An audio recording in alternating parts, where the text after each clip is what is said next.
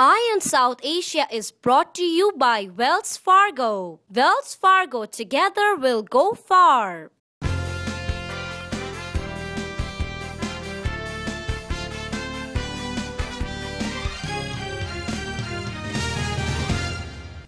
Welcome back to Eye on South Asia. Sanjeev, yes. Last week we talked about the Pennsylvania businessman Right. who was running for the state senate for the Republican side, and his name is D. Raja. Right. And just this week we find out that he has won on April 24th, he won this primary. So if elected in November, on November 6th, he will be the third Indian American to make it to state senate in the country. And the first two being, former Iowa State Senator Swati Dandekar and a former Minnesota State Senator Satvir Chaudhary. Right. And this particular election was kind of a shoo-in almost for him because his Republican opponents we felt really not that strong. Yeah. So even on the Democratic side, now he has no opponents.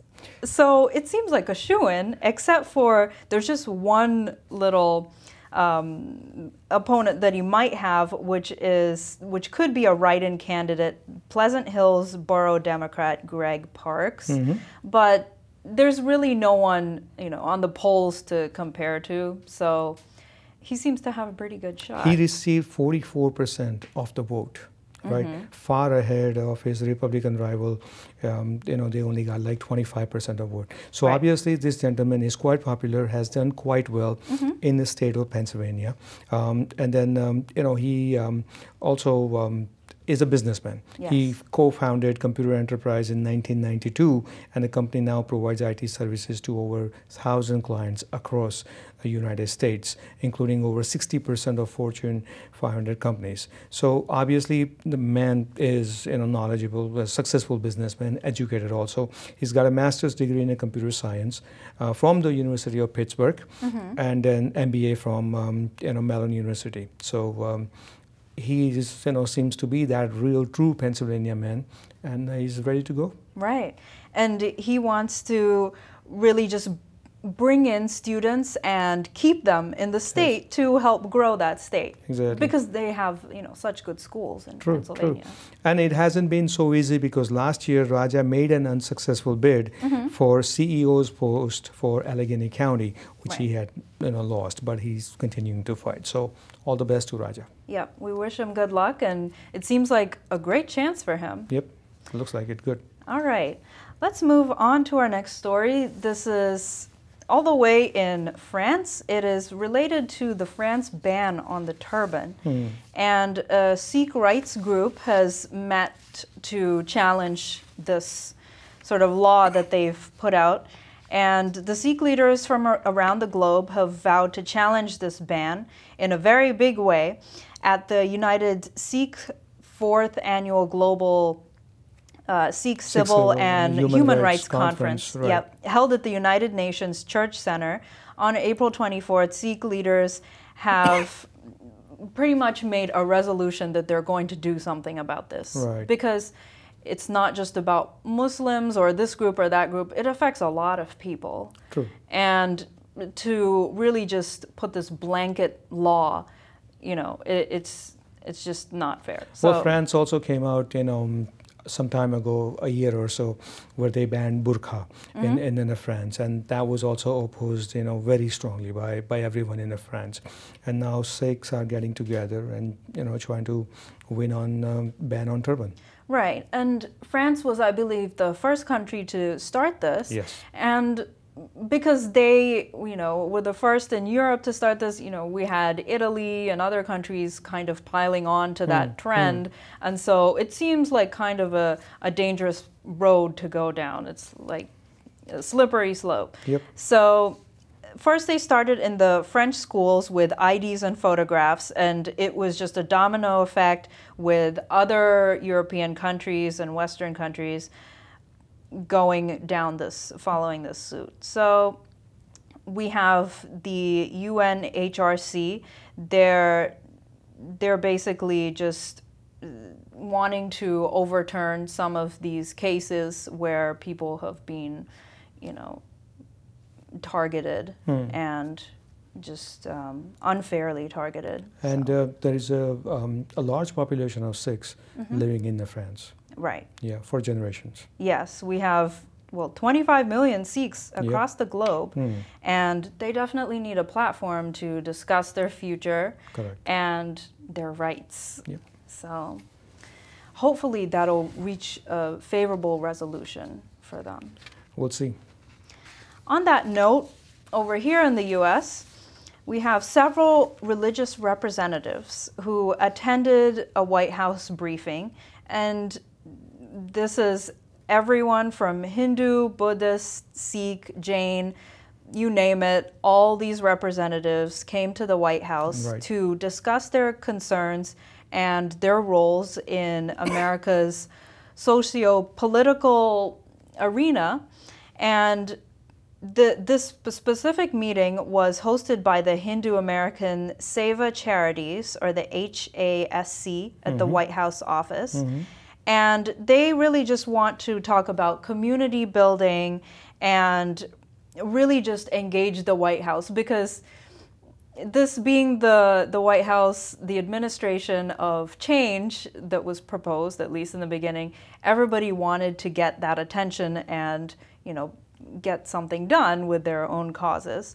So at this briefing, representatives from these different areas, they talked about how each of their concerns, their unique concerns in their own community as well as nationally, could be addressed by the White House. Right. So, you know, they evoked names like Gandhi and, you know, different followers of those beliefs were, you know, more tolerant of various religions. And I think the timing is much better, because a couple of weeks ago we covered a story on how Obama has nominated few Indians in different positions, and he's been doing it ever since he took office. So, you know, it's really, you know, heartening to hear the story that the community gatherings are, you know, the representatives are attending White House briefing. Right, and I think when there is so much of a representation in the White House of diverse groups, their issues should be brought to the table and really just represented and addressed for the rest of the country. Correct. Because that kind of token should be valuable for something. Yep. So let's hope they continue to do that. Definitely. All right, so a couple of weeks ago, we discussed the murder case of Divyendu Sinha. And this was the man from Old Bridge, New Jersey, who was beaten to death by a group of high school students late at night when he was taking a walk with his family. And the main suspect in this case was Stephen Contreras. And when he was brought to trial, there was kind of a surprise where the judge had requested the other co-defendants, or the co-conspirators in this case, to join for inspection. So we have these other names that have come along: Christopher Conway, Julian Daly, Cash Johnson, and Christian Tinley. And they've all been in the courtroom now.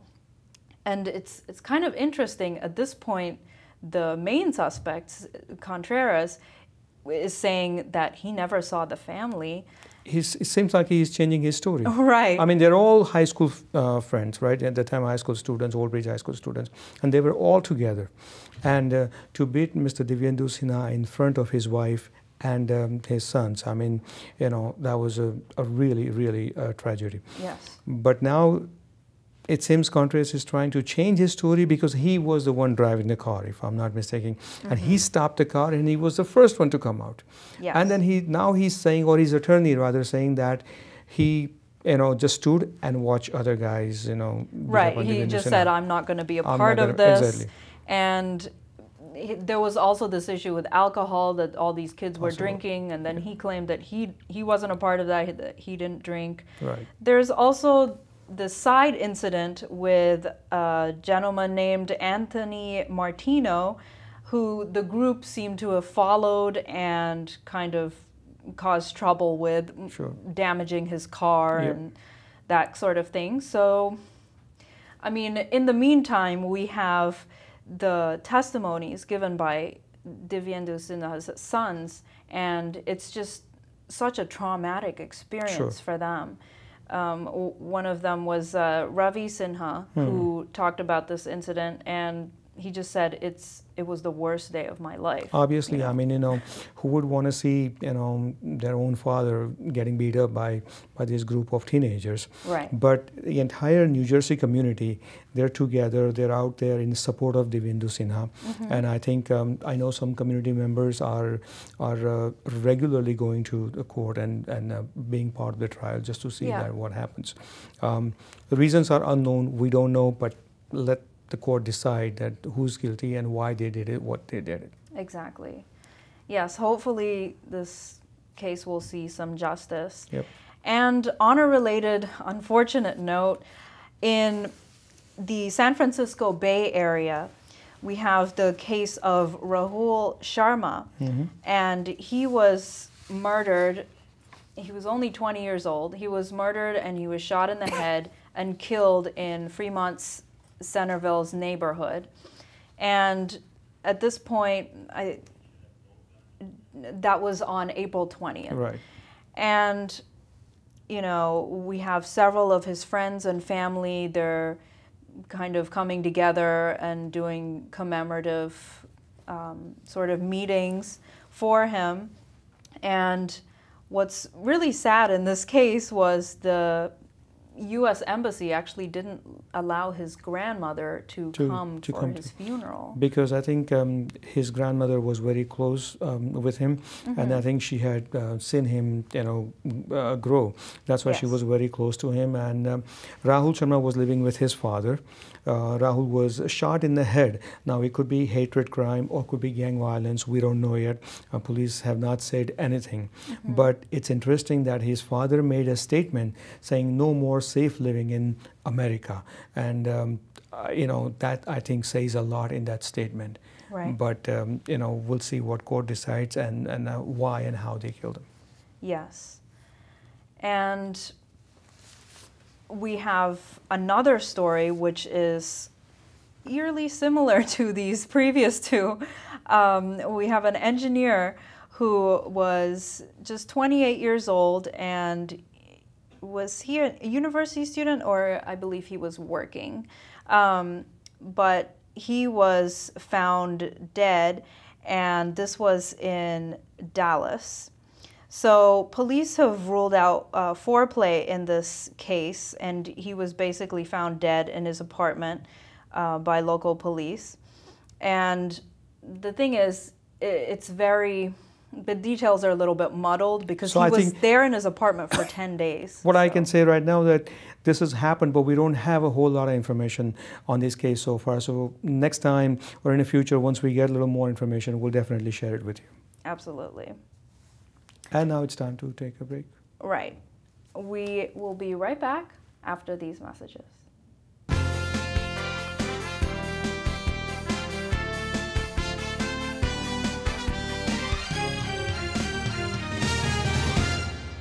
Ion South Asia is brought to you by Wells Fargo. Wells Fargo, together we'll go far.